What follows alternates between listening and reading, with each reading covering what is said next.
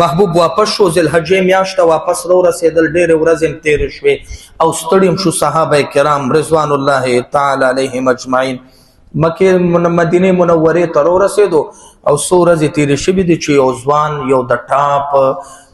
سړی یو نر سړی شجاع ابو بصیر نوم دی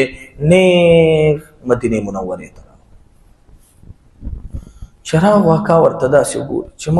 مونږ خو روغه کړې ده معاهده هم کړې ده نو ته چې راوتښتېدې دلته رالې مدینه کې ورځ دوه دی چې ورپسې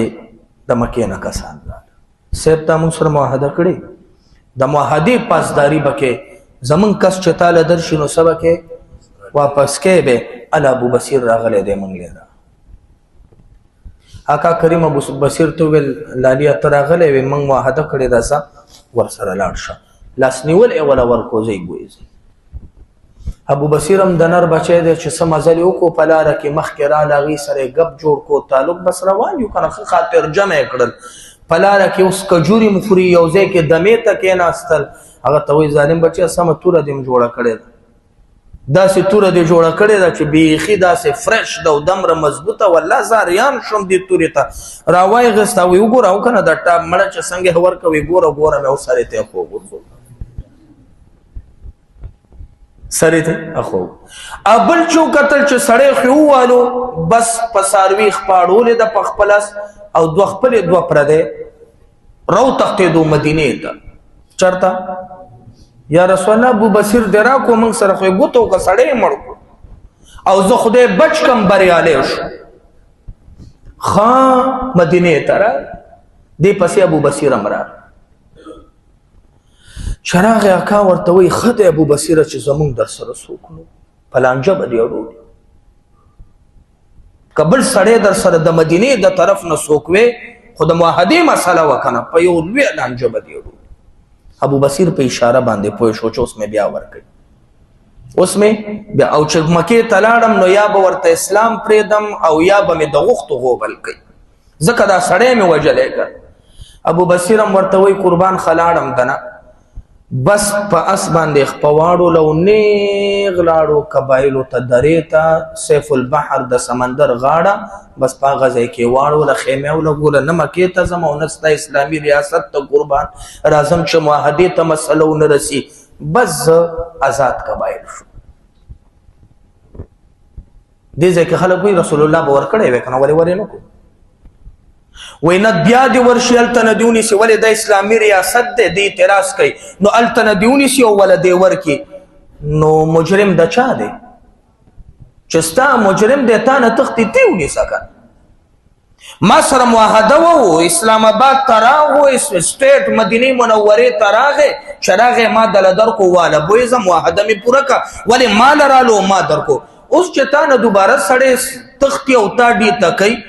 نو دې که زمونږ سویمه ده چې موږ به وله در پسې ګرځو که ته به ګرځې خپل مجرم پسې به څوک ګرځي ته به ګرځې نو اکا دې سره کار نشته ورسېدې چې دا ستا ذهن کې د دې نور هم ډېر جوابونه دي خو دا کافي د دې مجلس ده ابو بصیر لاړو هلته کېناستو ابو جندل ته پته ولګېده چې ولا ابو بصیر خو کار کړی دی او کم ځای کې دی خیمه یې والې ده وزاد قبایل شوی دی بس ابو جندل هم موکه کته خو چې څنګه یې موکه برابره کا نو مکې نه یې خپې راوویستې خو مدینې ته نه ځي چېرته سیف البحر ابو بصیر ابو بصیر هم کمال شروع کو معاهده خو شوې وه که نه څه چې موږ به یو بل ته لانجې نه جوړو جګړې به نه کوو ټینشن به نه جوړو سړی چې وي را واپس به کې اکا ور واپس که چوڼی الله کم ځای کې جوړه کا سمندر په غاړه مین شارا باندې اوس چې د مکې خلک راځي سفر لځي ابو بصیر لاره کې ولاړ دی شا به ټیکس راکوي شا به څاروونه کوزېږي بس مالی لوټ کی کومه قافله چې ځي او مکه کې چې کوم سړی مسلمانېږي نو نر هغه دی چې ابو بصیر له ځان رسوي او یا کس شو چا سره ابو بصیر سره خوري بس وای دا مکه والا چې سوړي دا غرو کنه دا سرې کړي دي او دا وریتي دي او دا پیسې دي او دا مزي دي او دا آزاد قبایل دي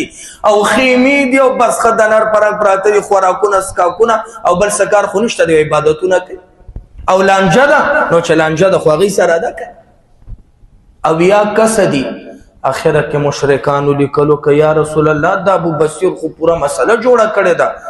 دا خبره د معاهدې نه ډیلیټ که موږ تا سره شریک یو کومه خبره